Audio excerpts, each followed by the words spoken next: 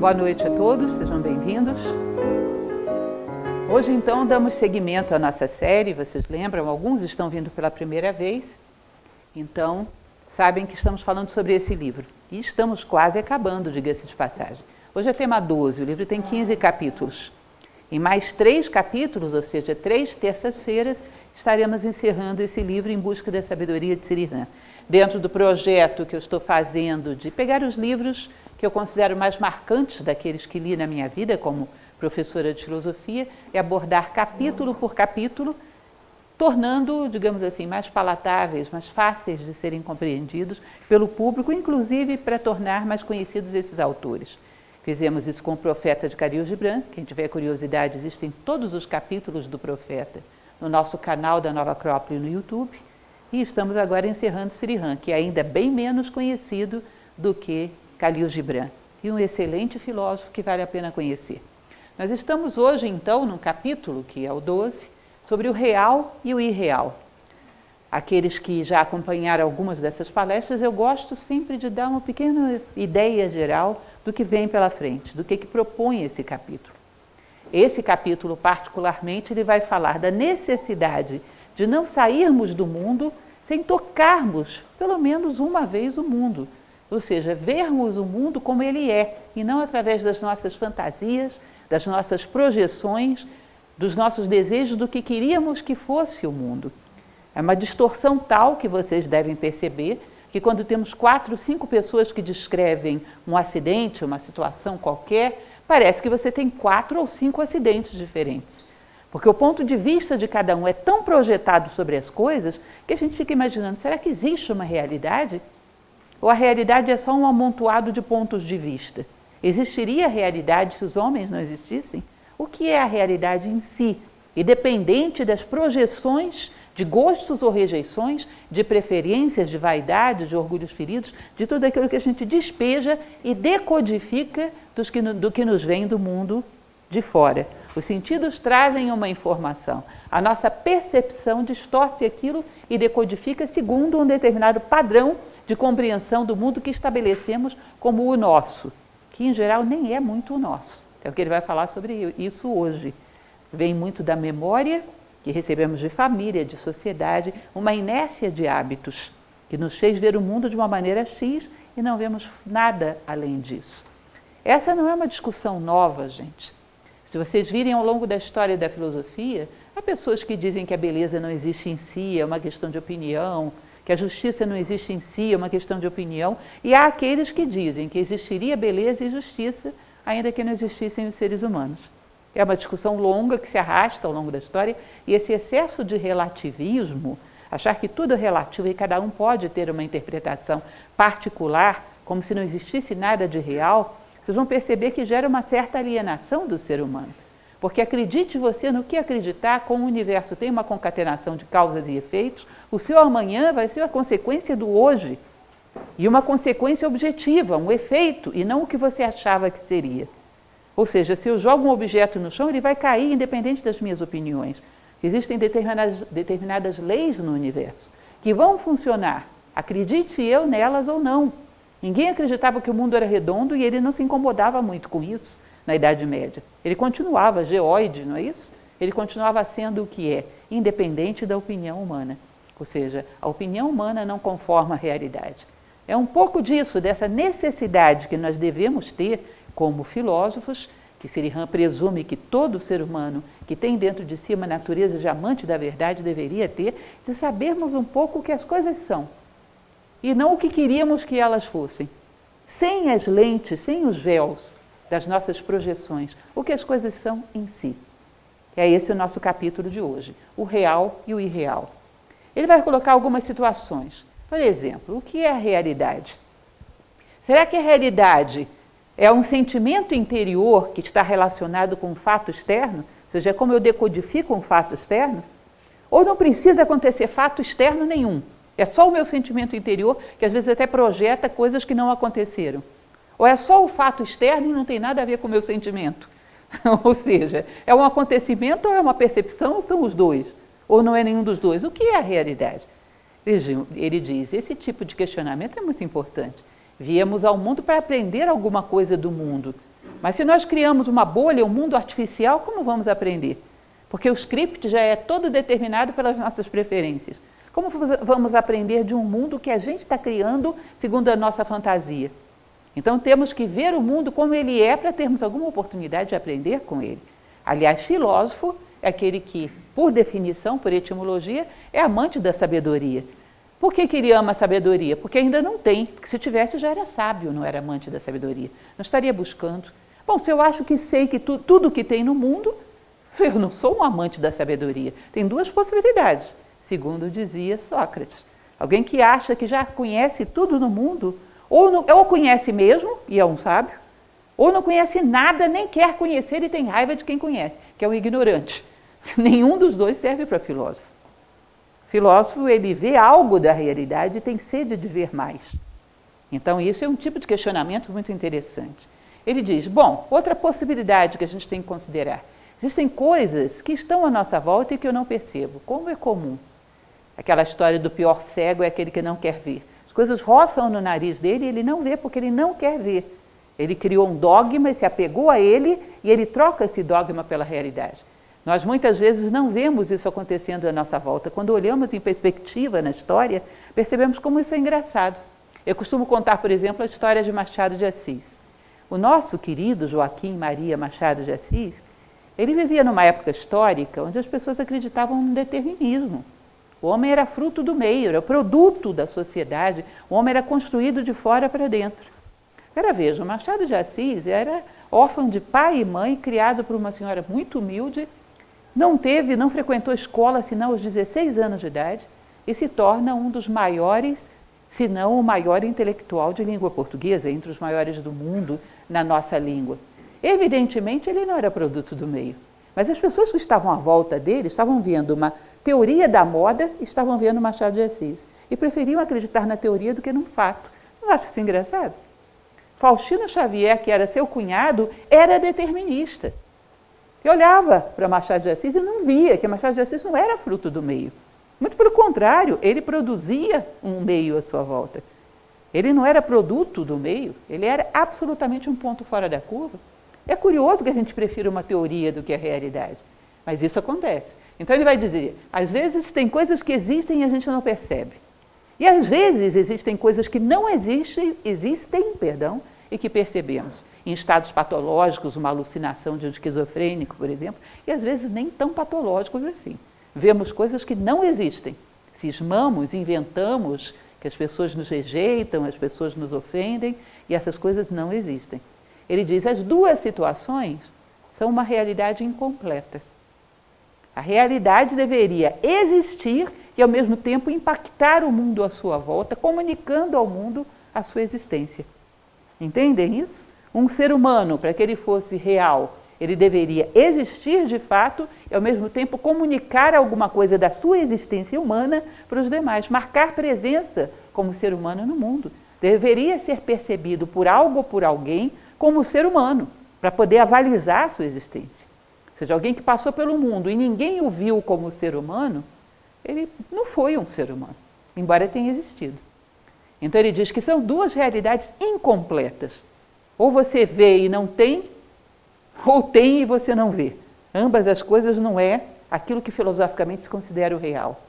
Ele vai dizer, bom, por que será que nós vivemos cercados de coisas, pessoas, seres de todas as espécies e nos sentimos tão sozinhos, nos sentimos tão isolados, nos sentimos tão vazios?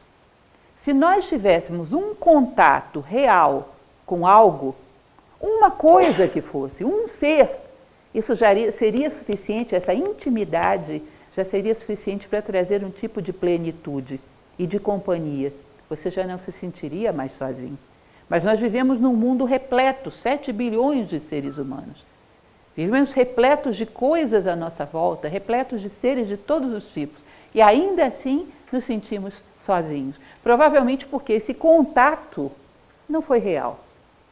Provavelmente porque estamos todos dentro de bolhas, não temos um contato profundo. Porque um contato profundo e verdadeiro com algo já seria suficiente para trazer aos seres um estado de completude, um estado de felicidade. Então, vivemos vazios e insatisfeitos. As coisas que estão à nossa volta não nos bastam. E é curioso porque, se as coisas que você tem não te bastam, você deveria procurar uma outra espécie de relacionamento com o mundo. Não procuramos, procuramos mais coisas que continuam não bastando. É curioso isso? Vemos isso um pouco, às vezes, na relação entre pais e filhos. Você teve uma vida que não te satisfez, mas você programa algo idêntico para o seu filho. É preferível o insatisfatório mais conhecido do que a aventura. Então, repetimos um padrão que não está dando certo, mas que de alguma maneira nos dá segurança. Tudo que eu tenho não me traz nenhum tipo de felicidade. O que eu vou fazer? Vou ter mais coisas. Bom, talvez fosse melhor pensar em outra solução, né? Um dos métodos mais clássicos para a evolução humana, a gente sabe qual é? É o mesmo método clássico que utilizamos para passar de um andar para o outro, em qualquer construção. Uma escada. Uma escada. Sabe por que a escada é considerada um método clássico dentro da filosofia? Porque você está num patamar, chega um determinado momento que a natureza quer te trazer para cá, não é isso? Ela quer te trazer para o teu ideal humano. Então ela não vai te deixar ficar eternamente nesse patamar, ela vai colocar uma parede diante de você. Como somos inerciais, queremos continuar aqui eternamente. E aí batemos contra a parede. Quando é que a gente resolve esse problema? Quando procura a solução em outro plano, que não aqui, quando olha para cima. Opa, ali tem uma saída. E aí viemos para cá. Aprendemos? Não, daqui a pouco a gente vai estar batendo contra isso aqui. E novamente a vida vai colocar uma parede diante de você. E você vai ter que procurar a solução em outro plano. Não na horizontal, acima, na vertical. A saída, em geral, é para cima. Então ele vai dizer que colocamos mais e mais e mais coisas e continuamos vazios e insatisfeitos. Teríamos que buscar uma solução vertical. O ser interior que está em cada ser, em cada coisa e em nós, encontra uma barreira de expressão. E essa barreira de expressão não nos permite tocar profundamente nenhum outro ser. Essa barreira de expressão é uma espécie de uma máscara que colocamos sobre o nosso verdadeiro rosto, que não nos deixa ver o rosto dos demais. Tem uma passagem, inclusive, de Khalil Gibran, não sei se vocês conhecem, um texto lindo que ele tem que se chama O Louco, que um dia roubaram as máscaras que ele acumulou ao longo de 7 vidas. E ele olhou para o sol e o sol pela primeira vez beijou a sua face. E ele disse, benditos os ladrões que roubaram as minhas 7 máscaras. Ou seja, temos tantas máscaras, uma sobre a outra, que não temos contato com o sol, não temos contato com a vida, não temos contato com o outro. E isso faz com que passemos a vida, às vezes, isolados do outro e de nós mesmos. E isso é um grau de insatisfação muito grande. Lembrem sempre daquele exemplo da luva, que a nossa mão é como se fosse a tua essência, o teu ser, que veio ao mundo para realizar um trabalho. Mas no mundo material ela precisa de um invólucro, que é como uma luva. E esse invólucro deveria servir, deveria dar a ela mobilidade para que ela agisse no mundo. Se esse invólucro bloqueia, gruda um dedo no outro, ao invés de realizar a tua mão, ele imobiliza a tua mão no mundo. Nós temos uma máscara, um invólucro. A ideia da máscara é clássica, né, em todos os mitos, desde a Grécia. O mito grego, o teatro grego já falava da máscara. Se temos uma máscara rígida, que não permite a nossa expressão no mundo, nós bloqueamos, ao invés dela nos servir, ela nos encarcera. E nós mais ou menos nos encarceramos. E ainda colocamos uma máscara sobre a outra, que é aquilo que a psicologia chama de sobrepersonalidade. Ou seja, não só a máscara da minha personalidade, mas ainda uma sobremáscara do que está na moda, do que todo mundo faz, do que todo mundo pensa, mais rígida ainda. Isso vai gerando camadas de isolamento entre você e o outro, entre você e o mundo, como dizia Gibran, entre a tua face e a luz do sol. Então, esse nosso ser interior encontra uma barreira de expressão e desenvolvemos uma relação insatisfatória entre nós. Não tocamos uns aos outros, não nos relacionamos em profundidade. A ausência de contato íntimo e completo com seres e coisas. Ele diz, uma relação com um único ser seria suficiente para te colocar feliz. Eu entendo profundamente a natureza. Eu entendo profundamente outro ser humano. Isso é um canal de profundidade através do qual eu já não estaria isolado. E através desse canal eu poderia ir ampliando e alcançando os demais seres. Alguns de vocês já devem ter assistido, talvez, uma palestra que existe no YouTube, de Nova Acrópole, onde eu falo sobre o amor, segundo Platão, eu comento que para a alquimia medieval o amor era isso. Você precisa de um canal através do qual você estabelece uma relação verdadeira. E a partir disso, esse canal vai se dissolvendo, perdendo os seus limites, se estendendo e abarcando toda a humanidade. O verdadeiro amor não aceita limites. Ele se estabelece num ponto, mas a partir desse ponto, ele tem vocação de expansão. Então precisaríamos quebrar o bloqueio, expressar o nosso ser, amando verdadeiramente algo ou alguém. Estabelecendo uma relação de conhecimento profundo com algo ou alguém. Isso já seria suficiente, uma relação, para te trazer plenitude. Ou seja, se estamos tão angustiados e tão vazios, parem para pensar, nós vivemos hoje em dia uma coisa chamada a síndrome da patologia da moda. A cada 10 anos surge uma coisa nova, uma angústia existencial nova, uma síndrome diferente.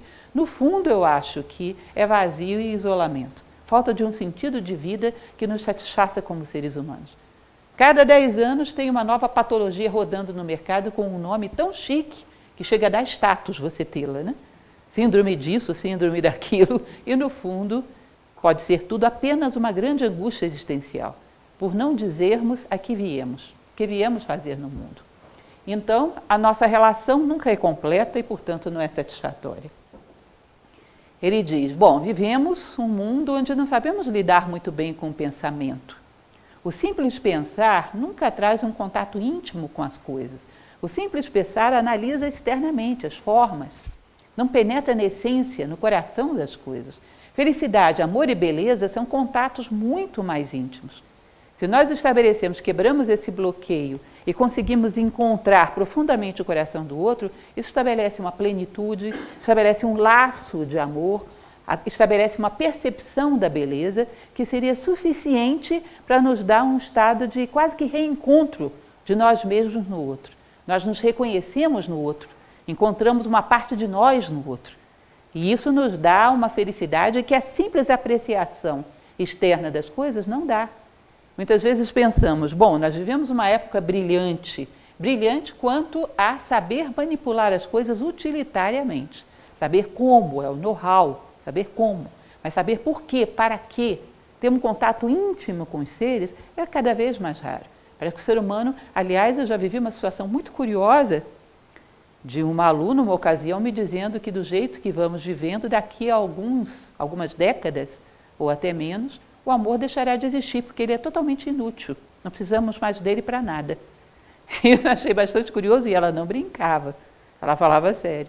Bom, hoje nós já temos tantas formas de interagir, de obter aquilo que temos, que o amor era um sentimento gregário, adequado para a sobrevivência. Não precisamos mais disso. O amor está defasado. Em algumas décadas não haverá mais. Olha, eu não precisei falar muita coisa para saber que ela não sabia o que era o amor. O amor é uma junção tão profunda que é como se expandisse o teu eu, você recuperando pedaços de você que estão perdidos por aí. O próprio Sirihan diz, você deve perder o seu coração todos os dias e procurá-lo todos os dias. E ao encontrar, você vai perceber que o teu coração é o coração de todas as coisas do universo. É uma expansão de si próprio através do outro.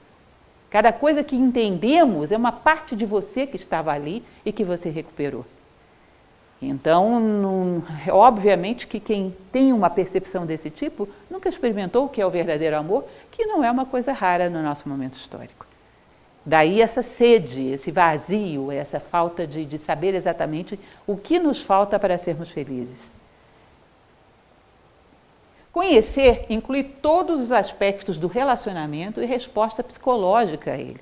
Ele vai dizer, olha, as nossas palavras hoje em dia são muito esvaziadas. Comentava com vocês em uma dessas palestras passadas que a filosofia é quase que uma nova alfabetização, porque nós não sabemos exatamente o que significam as palavras. Eu gosto muito de comentar, por exemplo, o verbo acreditar. O verbo acreditar é uma coisa curiosa. O que vocês acham que é acreditar? É uma declaração de boas intenções? Acreditar, eu só sei o que você acredita quando eu vejo você se movimentando pela vida, na prática. O que você leva em consideração, na prática na tua vida, é aquilo que você acredita. Então, se eu digo para vocês, eu acredito que tem uma cadeira no meio do caminho e apagam as luzes, vocês esperam que eu me movimente de maneira coerente com essa crença. Se eu digo que acredito e pronto, bom, não acreditava. Ao me movimentar, o meu movimento não foi coerente com aquilo que eu digo acreditar. Age para que eu te veja, dizia Sócrates. Então, acreditar hoje virou só uma declaração de boas intenções, mas na prática eu vivo de forma diferente. Também conhecer, o que é conhecer? Muito prazer? Um mero contato superficial onde você vê para que a presença do outro pode te ser útil, seja o outro um objeto a mais utilitário na tua vida, o que é conhecer? Platão falava muito sobre isso quando ele falava das almas gêmeas, das possibilidades que o ser humano tem de penetrar profundamente no mistério do outro, de tal maneira que um pouco do outro fica com ele e um pouco teu fica com o outro. É quase que uma síntese que se produz quando o contato é profundo, quando há uma intimidade de relação. Isso é muito raro. Imaginem vocês, nós vivemos numa sociedade que o seu vizinho de porta pode viver às vezes 30 anos ao seu lado e você não sabe quem ele é. Aí chega um pouco mais perto. Às vezes a pessoa que vive com você dentro de casa.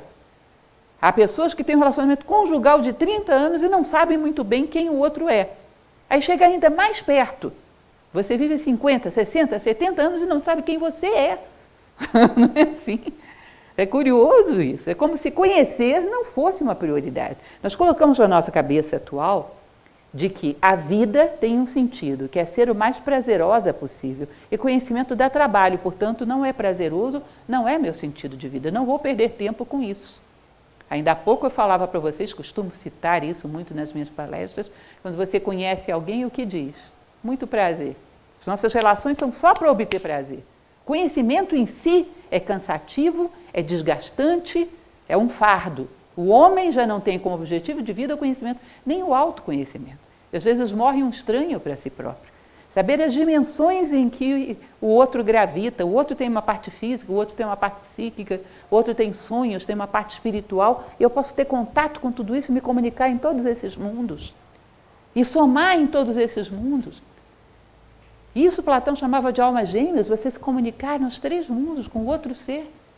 De tal maneira que se você vai falar sobre o sentido da vida, o outro tem como te responder. O amor, a amizade, tudo estaria aí. Se você vai falar de uma afinidade psíquica, o outro tem como comunicar com você. Uma necessidade física, podem compartilhar. Comunicam nos 3 mundos onde o ser humano se expressa.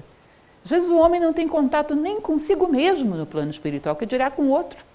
Não sobe tanto, sua consciência não chega tão elevada. Então estamos sozinhos, isolados às vezes de nós mesmos, que é a maior fonte de solidão, estar desacompanhado de si próprio. Imagens mentais e coisas são seres observáveis. O sujeito conhecedor não tem forma e não é observável, senão por sua ação no mundo exterior e interior. Parece estranho isso aí, não é? Imaginem o seguinte, esse livro como um todo permeia esse mesmo conceito de Srihan. Repetidamente ele fala sobre isso. Ele diz, o sujeito conhecedor, que é realmente a tua essência, não é a tua mente nem as tuas emoções. Essas são ferramentas, assim como o teu corpo físico. Se eu ando para um lado e para o outro, é porque eu tenho domínio sobre as minhas pernas. Eu poderia ter domínio também sobre as minhas emoções, de tal maneira que eu dissesse, emoções, amem isso, porque é nobre, justo e bom, e elas me obedecessem. Eu poderia ter comando sobre os meus pensamentos, que eu dissesse, pensamentos, concentrem-se nisso, e eles me obedecessem, porque são ferramentas. Agora imaginem vocês a eficácia de eu dominar emoções e pensamentos como eu domino as minhas pernas ao andar. São ferramentas, mas para isso você teria que ter uma identidade mais profunda. Imaginar, por exemplo, momentos diferentes da tua vida. Você na sua infância, na sua adolescência, numa situação recente. Perceber que as emoções mudaram, o corpo mudou, os pensamentos são outros. Mas um observador que estava lá no fundo, olhando o mundo, passar diante dele. Esse ainda é o mesmo. Em todos esses momentos, era você, por trás desse filme que passava diante dos teus olhos. E todos esses elementos, mente, emoções, corpo, são ferramentas que podemos aprender a identificar e manejar. Ele diz, isso é o conceito moderno de meditação para o Ocidente. Observar a si próprio, conhecer as engrenagens que estão por trás da sua ação, conhecer o mecanismo de funcionamento da sua mente, das suas emoções, colocá-lo a seu serviço, ter uma identidade acima deles. Isso é um mecanismo que ele chama de meditação adequada ao homem ocidental do momento em que vivemos. É reflexão profunda acerca de todas as coisas que se movimentam dentro de você, para que você as domine e não o contrário. E ele vai dizer, esse ser que está por trás da mente, das emoções, ele não tem forma. É como se você imaginasse uma circunferência com um ponto no centro. Um ponto não tem dimensões, ele é adimensional. Ele é um ser que não tem forma, ele pertence a uma outra dimensão. E domina essas dimensões materiais, sempre e quando você tem alguma consciência dele. Vocês já devem ter ouvido falar a respeito de uma teoria de um físico moderno, físico quântico. A física quântica hoje anda um pouco na moda. E não vou discutir aqui se isso é verdade ou não é verdade, porque não é a minha seara. Mas ele fala algo que, ainda que seja apenas como fábula, eu acho interessante. Ele diz que observou, dentro do campo quântico, ou seja, da micromatéria, dimensões muito reduzidas, que o observador, ele influencia o fenômeno. Quando você coloca um observador olhando um fenômeno no campo quântico, essa partícula, por exemplo, tem um comportamento diferente. Ela tende a reagir ao observador. Se você filma o fenômeno, essa partícula tem um comportamento padrão. Se você coloca um observador, o observador interfere. E ele fez esse teste várias vezes. Aí uma hora ele perguntou, bom, que diabos é o observador? Por que ele interfere na matéria? Se o observador interfere na matéria, ele não deve ser da mesma natureza que ela, né? O que é o observador? A consciência humana. Aí ele colocou uma hipótese de que a consciência humana seria algo mais sutil do que a matéria e capaz de interferir no funcionamento dela. Aí veio a dúvida. Imaginem vocês que nós temos vários observadores para um fenômeno só, esse livro. Cada um de nós tem uma expectativa diferente. Como é que o fenômeno ia escolher o que fazer? Como é que a partícula ia escolher para onde ela vai? Aí ele coloca uma hipótese que eu acho muito interessante, que essa consciência humana, quando está conectada com uma consciência universal, ela se torna criadora. Quando ela cai numa consciência particular, egoísta, ligada só a isso aqui, ela cai no campo das coisas criadas. E alguém vai pensar o que você vai ser. Entende? Ou seja, o egoísmo nos coloca no campo das coisas criadas, das coisas materiais. Quando temos uma conexão com uma consciência maior, isso nos coloca no campo de criadores. Podemos influenciar e decidir o comportamento da matéria, como se fôssemos terminais de uma grande consciência. Eu achei interessante a hipótese dele, vocês acreditem ou não, nem tão pouco eu tenho isso como verdade absoluta, mas ele coloca um pouco disso que Sirihan fala, de que existe um observador que é o centro, e que as coisas do mundo, inclusive a mente e as emoções, gravitam em torno dele. E se ele conhece isso em si, ele pode penetrar também no outro e encontrar esse centro do outro. Então é como se você imaginasse dois átomos que agora já formaram uma molécula, já compuseram uma substância mais complexa, já se conectaram, já fizeram uma ligação covalente, e agora você já não tem mais meramente hidrogênio e oxigênio, você tem água. Bom, a natureza deve ter levado uma eternidade para fazer essas combinações. E deve estar agora tentando fazê-las em outra dimensão, entre seres mais complexos, como se cada um de nós fosse um átomo tentando se conectar e criar substâncias mais complexas. Mas para isso tem que ter uma consciência profunda de em torno de que gravitamos, qual é o nosso centro, quem somos nós, qual é a nossa identidade mais profunda. Ou seja, o homem superficial é um homem solitário, desacompanhado de si mesmo e do outro, e não tem nenhum contato com a realidade. Porque a partir da superfície, projetamos fantasias sobre a superfície do outro. Não captamos o que as coisas são. Ele vai dizer, o sujeito conhecedor não é condicionado, não é identificado com as coisas, vê apenas a verdade, aquilo que é. Ele é como um espelho perfeito. Existe uma tradição zen, inclusive, que fala sobre isso, do esforço do ser humano de limpar o seu espelho de tal maneira que nenhuma partícula de poeira caia sobre ele.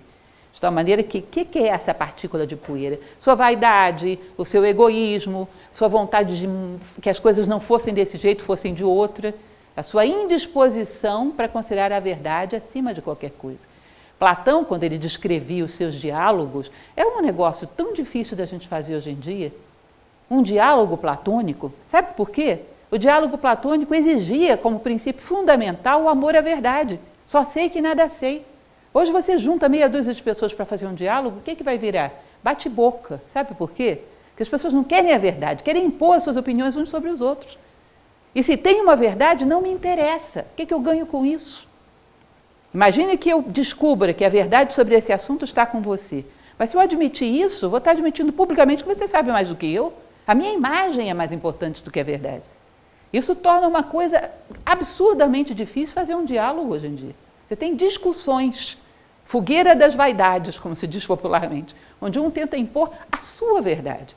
E se há uma verdade, ninguém quer saber. Importa que eu ganhe a discussão. Ou seja, o nosso amor não é a verdade, mas é a imagem que temos diante do grupo. Vocês percebem o quanto isso complica a vida? Que tipo de ser humano é esse que não quer saber a respeito da verdade? Ele quer a versão da verdade que mais lhe favorece do ponto de vista dos seus interesses. Que coisa esquisita. Como você concilia seres humanos? Como se faz convivência, por exemplo, entre seres humanos com uma mentalidade dessa? Vocês imaginam? Então, o que ele vai falar é que o homem sábio, o homem que tem algum conhecimento, que não é condicionado pelas circunstâncias, que é construído de dentro para fora e não de fora para dentro, ele é como um espelho bem polido, que reflete o que as coisas são, sem distorções, e não que ele gostaria que as coisas fossem. Quando dou aula do curso de filosofia, um dos autores que a gente estuda é Immanuel Kant, eu gosto de contar a discussão que Immanuel Kant teve com um aluno dele, na Universidade de Königsberg. Ele viveu a vida inteira nessa cidade, que hoje nem existe mais, virou Kaliningrado, mas ele, dentro dessa universidade, era um professor muito bom, reunia uma multidão de alunos, e um dos seus alunos virou para ele e disse: professor, como nós somos racionais hoje, não é?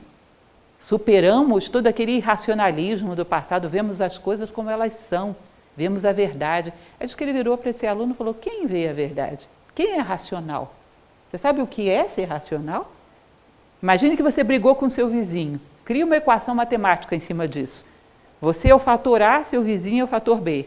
E desenvolva isso com uma lógica pura, sem nenhuma paixão, sem nenhuma interferência de preferências pessoais. Desenvolva uma equação a partir da interação desses dois fatores. E conclua: eu errei. E em cima disso você cria um mandato. Vou lá e vou pedir desculpa para o vizinho. Você faz isso? Sabe o que você faz? Você chega para a sua razão e diz: dá um jeito de provar que quem está certo sou eu. Nós começamos pelo fim. Eu costumo brincar que é o torcedor do Vasco escrevendo a história do Flamengo. Ele começa pelo fim. Ou seja, é o pior time do mundo, agora deixa eu ir atrás, escrever a história. Ou seja, molda os fatos conforme o teu interesse e já tem a resposta antes de fazer a pergunta. O sábio, não existe nada superior à verdade para ele. Ele quer a verdade. E não a versão da verdade que mais o beneficia. E isso é um elemento importante. Por que ele vai ver as coisas como são? Porque ele quer vê-las. Não quer ver meramente o seu retrato projetado nas coisas. E é difícil isso. Hoje o conhecimento tem muito pouca importância para nós. Ele é um meio. O fim é sempre alguma vantagem pessoal. Ou não. Se pudéssemos entrar nas faculdades, os jovens, sem passar por aquela chatura daquele vestibular, sem nenhum risco, quem não gostaria? Se pudéssemos entrar naquele emprego público sem passar por aquela chatura daquela prova, quem não gostaria? Por quê? Conhecimento é um estorvo que está no meio do caminho. Eu tenho que me livrar dele para poder chegar ao que é bom mesmo, que é o bom salário, a boa reputação, uma boa situação na sociedade. E se eu puder chegar a isso sem passar por esse contratempo, que é o conhecimento, tanto melhor. Que tipo de ser humano considera conhecimento como um contratempo? O tipo de ser humano que constitui uma sociedade alienada. Não há amor à verdade. E, portanto, não há contato com ela. Por quê? Porque você não gosta dela, não quer vê-la. Percebem? Por que não vemos a realidade? Porque não queremos. Não buscamos ver, não interessa. É aquela história do fofoqueiro. Tem coisa mais inconveniente para um fofoqueiro do que você ir contar para ele o que realmente aconteceu? A versão dele é deliciosa. Você vai lá e você joga um balde de água fria quando você conta o que realmente aconteceu. Ele não quer saber, ele quer a versão dele. Ele se diverte com isso. Sujeito identificado com cérebro, reações e memórias é o homem da continuidade, perpetua um histórico, sem plenitude de ação e de amor, parcial, superficial e sem intimidade com nada. Então você vai perceber, vem um histórico da sociedade, da família, da opinião política, da opinião religiosa, da interação social, da maneira como convive com os vizinhos, e você recebe esse pacote pronto, software vida. Em geral, existe uma dupla possibilidade. Ou aceita e continua rolando exatamente isso, ou nega só porque quer ser diferente, e não porque não gosta disso. Ambas as reações são mecanizadas, não tem consciência. Ou é o jovem rebelde que nega porque quer ser diferente, que nem analisa para ver se existe alguma coisa de bom ali, ou é aquele que aceita ipsis literis e sai repetindo aquele padrão. Nenhuma das duas posturas tem consciência ativa, tem reflexão, tem alguma percepção profunda que você tenha tirado de uma própria vivência tua. Não, é uma mera mecanicidade, de perpetuação ou de negação. Ele vai dizer, esse tipo de pessoa, o homem da continuidade, que só perpetua o histórico e o atualiza para o tempo atual, roda o software vida, é um homem que não tem como estabelecer relações profundas de amor, não sabe o que é isso. Não tem como estabelecer intimidade com o nada. Não conhece profundamente o coração de coisa nenhuma. Numa dessas palestras de Sri-Ram, eu falava para vocês, inclusive, daquele escritor romano, que é Lucrécio, que ele tem uma obra chamada de Rerum Natura, da natureza das coisas. Não vou entrar em detalhes, é uma obra clássica, mas ele disse, imagina dois jovens que estão apaixonados por uma moça. Um deles é o namorado dessa moça, estou atualizando para a nossa linguagem, é claro, né? E o outro está simplesmente olhando de longe, apaixonado por ela. Ele diz, a intimidade que os dois têm é a mesma, porque o que os dois queriam é conhecer profundamente. A paixão, na verdade, está buscando, está sedenta de encontrar a essência daquele ser, e não meramente uma aparência. Um deles toca o corpo físico, o outro não toca, fica de longe, mas o nível de angústia e insatisfação de ambos é a mesma. Não pensem que aquele que toca o corpo físico se satisfaz, porque não é o corpo físico que o amor busca. Ele bate nas grades de um corpo e não vai além.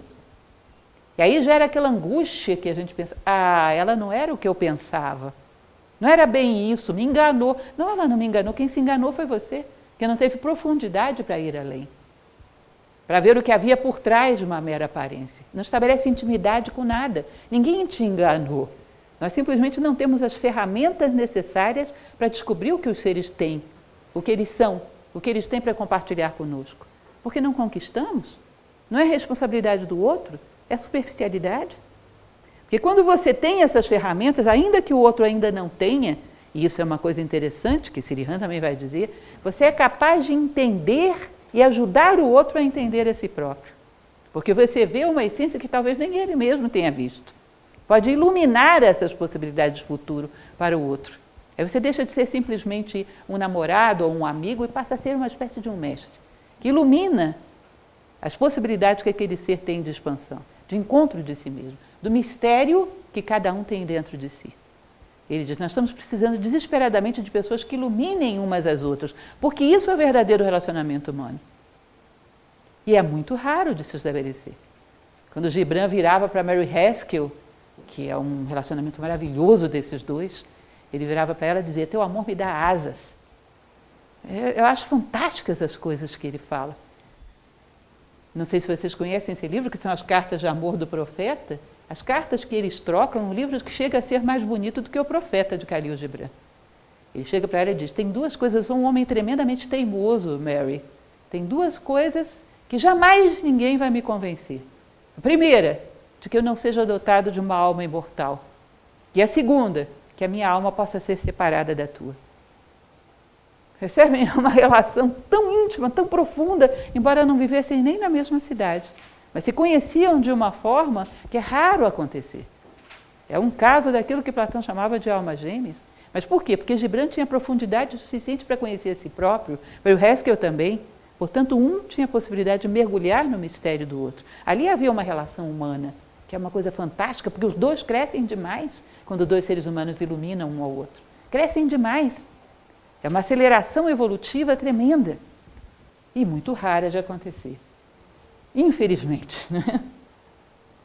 Ele diz, a ânsia, o vazio, a agitação que acontece a partir desse isolamento em que vivemos, em geral vai fazer com que procuremos soluções do lado de fora, que é um fenômeno também psicológico bastante engraçado. Né?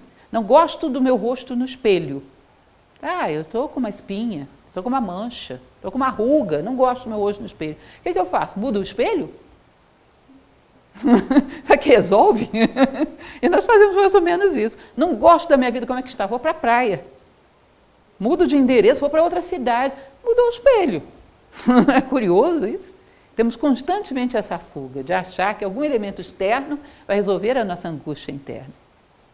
Comentava com vocês em uma dessas palestras que eu tive um amigo que trabalhava como médico psiquiatra e ele dizia que constantemente, quando tratava pessoas deprimidas, com angústia existencial, Os familiares queriam que ele convencesse o paciente a fazer uma viagem, porque melhoraria. Aí ele dizia, olha, se você mandar um deprimido viajar, mande o psiquiatra junto, porque pelo menos um se diverte. Porque não está fora o que você está buscando. Você vai mudar o espelho. Eu achava essa colocação dele muito oportuna e de fato. Se alguém seguiu, ele deve ter se divertido muito. Essa é mais ou menos a fuga que costumamos utilizar. E aí Sirihan vai falar da projeção, um conceito muito junguiano. Jung fala demais disso. E Platão também fala, quando ele fala do seu conceito de educação, que ele diz que temos uma tendência a rejeitar, uma tendência psíquica a rejeitar e a querer determinadas coisas. Isso é uma polaridade da nossa psique. Só que a educação deveria nos ensinar a rejeitar as coisas que atrapalham o nosso crescimento e a atrair para nós as coisas que ajudam o nosso crescimento. Isso seria formação de caráter. Gostar do que é humano e rejeitar o que é brutal, o que te desumaniza. Como não recebemos essa forma de educação, o nosso gosto é todo atrapalhado. Gostamos de coisas altamente nocivas para nós e rejeitamos coisas que seriam muito sadias, muito positivas para o nosso crescimento. Ele vai dizer que a partir de um histórico, então, de coisas que você aprendeu a gostar e rejeitar, antes de ver as coisas você já projetou. Eu nem vi, eu já projetei. Não gosto disso, eu gosto daquilo. Ah, mudou uma pessoa para a esquina, como é que ela é? De tal, eu não gosto de gente assim, nem vi. Vizinho nem apareceu na janela, eu já tenho um rótulo para ele. Quando ele aparecer na janela, rótulo. A partir de um histórico de vida, eu não gosto de pessoas que moram na esquina. Acabou. Antes que a pessoa apareça na janela, eu já sei. E vou rotulando a vida a partir de um histórico, memória, e umas rejeições que não têm absolutamente nada, e uns gostos que não têm nada a ver com aquilo que é benéfico para mim. Uma formação de caráter aleatória e inadequada. Isso só vai gerando cada vez mais um mundo fantasioso à nossa volta.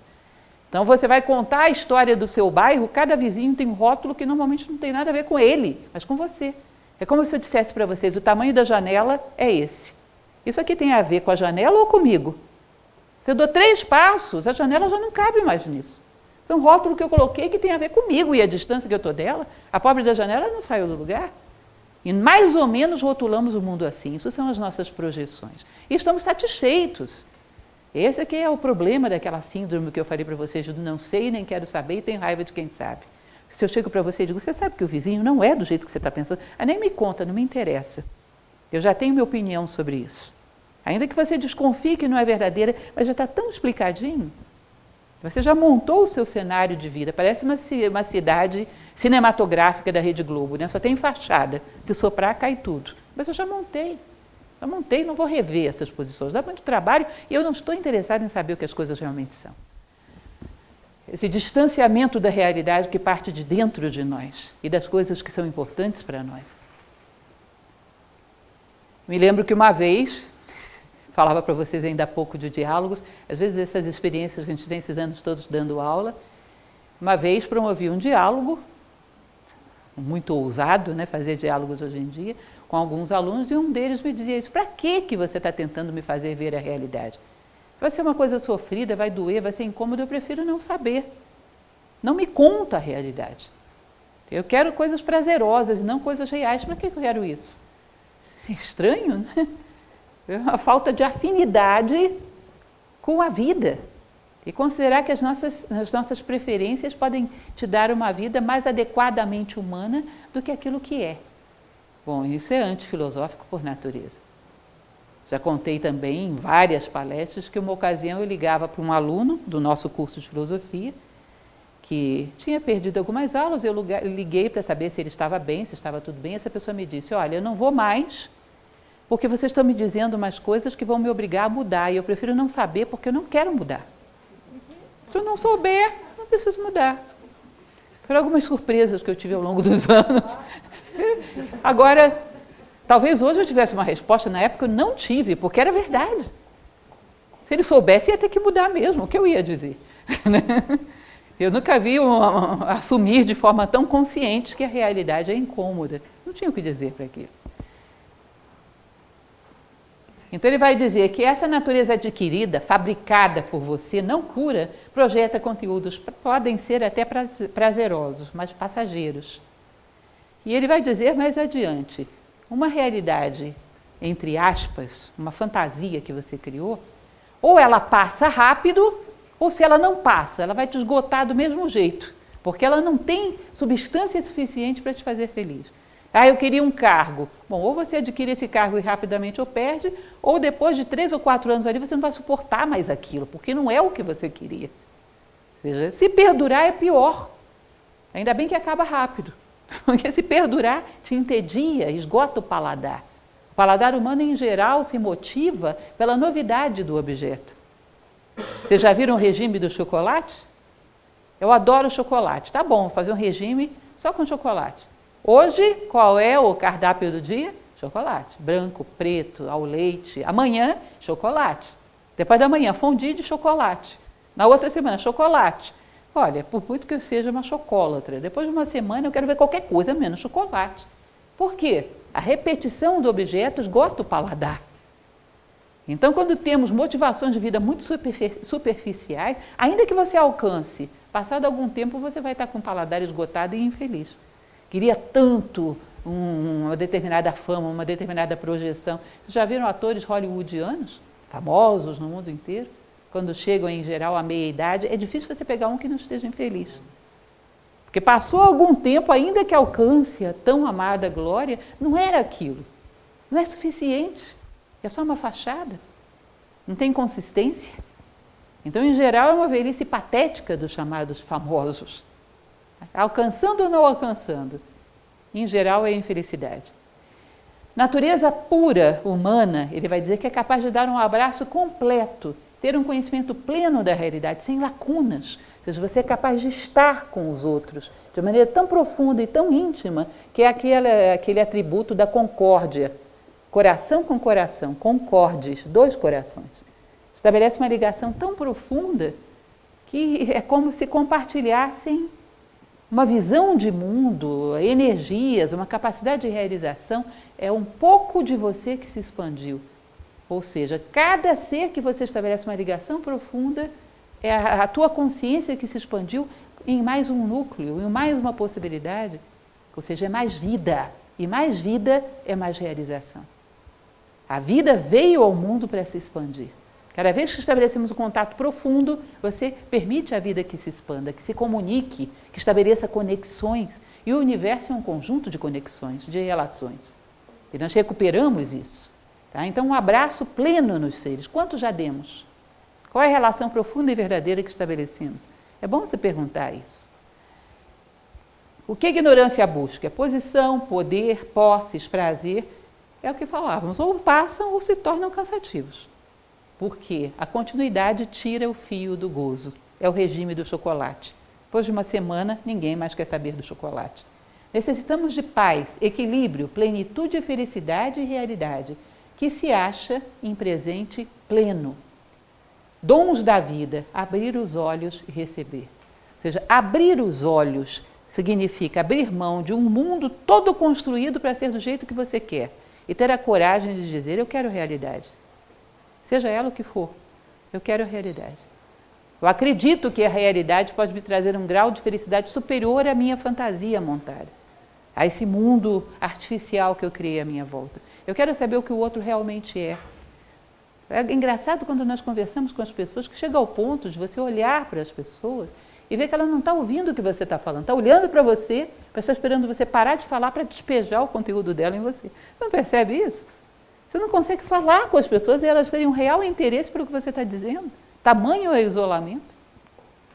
Então ele diz, sai um pouco dessa alienação, abre os olhos e vê o que o mundo tem para te oferecer, porque aí pelo menos você compara o teu mundo artificial, onde você taxa as coisas segundo os seus conceitos, que nem seus não são herdados, são copiados, e vê o que a realidade é, compara, porque a consciência nasce no contraste. Tenta imaginar que as coisas têm realidade em si, independente da tua opinião, e tenha curiosidade de saber o que elas são. Hoje, se nós considerarmos a pirâmide da civilização, que filosoficamente se diz que toda civilização é composta de 4 faces, que é a ciência, a política, a religião e as artes, se vocês considerarem nosso momento histórico, sem sombra de dúvidas, o que mais avançou foi a ciência, não é isso?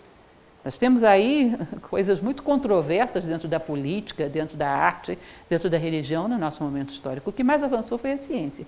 E por que aconteceu isso?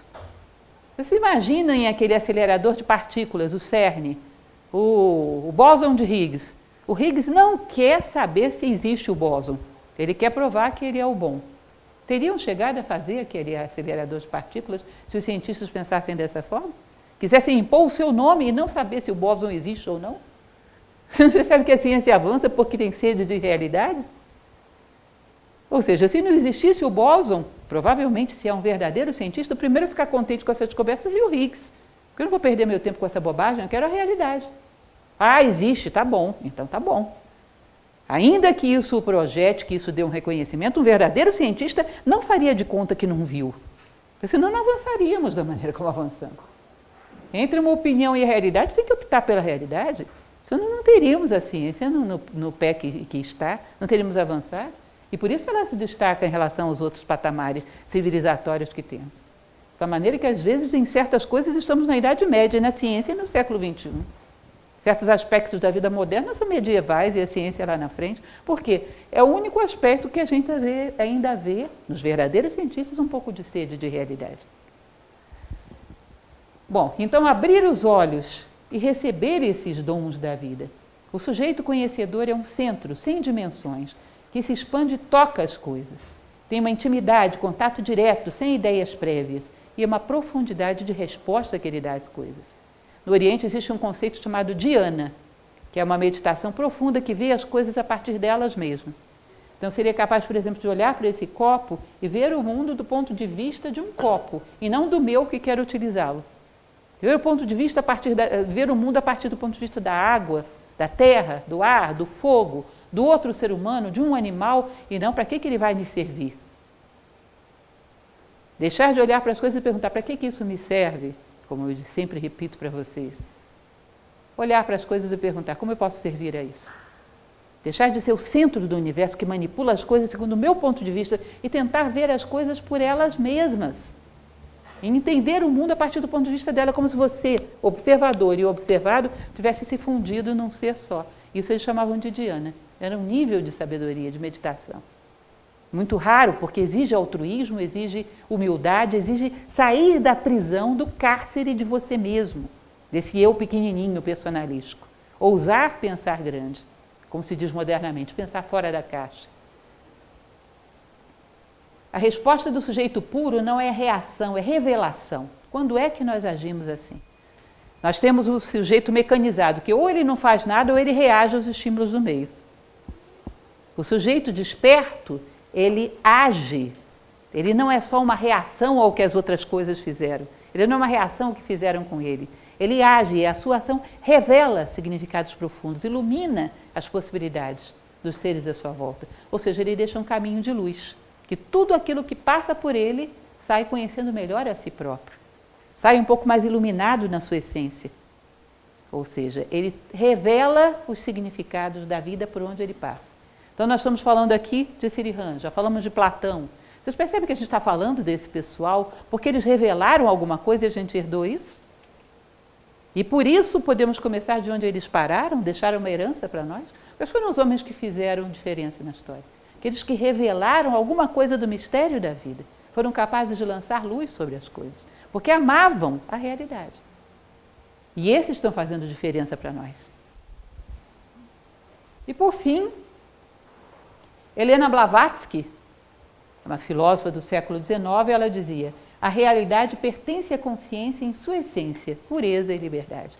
A consciência pura que quer ver as coisas, e não aquilo que diz o Caetano Veloso: o Narciso acha feio o que não é espelho.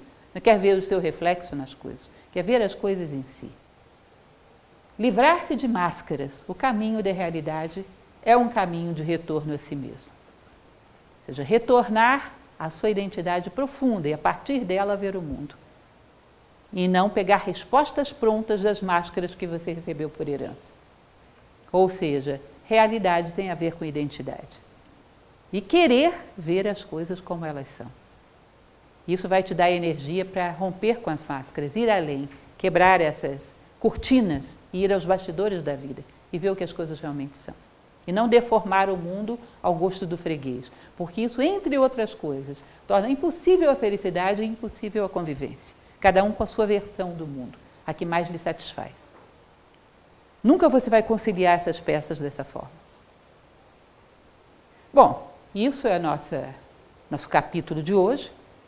Parece um pouco metafísico, não é? Mas percebam que ele fala como elemento fundamental. Queira colocar os pés no chão pelo menos uma vez na vida. Não saia da vida assim, em brancas nuvens, sem saber o que a vida era. Tenha sede de realidade, porque isso é humano. Experimente para ver como é. Tenha sede de realidade, de ver como as coisas realmente são, e não como você as rotulou. Humanize-se e queira ver o que as coisas são. Porque quando somos aquilo que somos, encaixamos, entramos em harmonia, que é como se fosse um grande quebra-cabeça. Quando cada peça assume a sua forma legítima, elas encaixam e geram um painel, que é a harmonia. É isso então, gente. Eu espero que possa ter sido útil para vocês. Reflitam, não esqueçam daquilo que ele fala. Reflexão sobre os motores que vivem dentro de nós, nossos pensamentos, nossas emoções, são um tipo de meditação que nos cabe nesse momento. Conhecer profundamente as formas que se movimentam dentro de você. No nosso capítulo da semana que vem, que é o capítulo 13, que ele vai falar dos preceitos dos mestres, ele vai falar o que os mestres orientais, na tradição tibetana, que esse livro, O Preceito dos Mestres, é tibetano, diziam que se deve fazer como primeiros passos para que o homem possa chegar à sabedoria. E alguns deles são exatamente isso, a observação de si mesmo. É isso então. Muito obrigada. Boa noite.